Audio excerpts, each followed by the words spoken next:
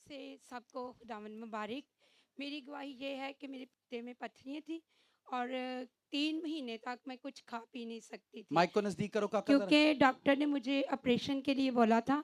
उन्होंने बोला कि आपका ऑपरेशन है और आपने सुबह 1 बजे यहाँ आना है और आपका ना ऑपरेशन होगा।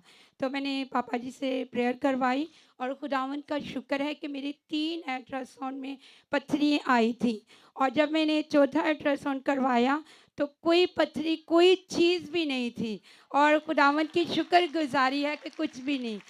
और 4 डॉक्टरों के पास मैं जाती थी और सब इतने हैरान थे कि ये कैसे हो सकता है कि इतने जिसको भी हम चेक कर रहे हैं उनका ऑपरेट हो रहा है और इसी का क्यों नहीं हो रहा ना।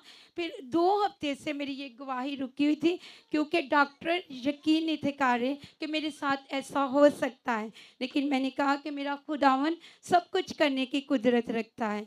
हालेलुया।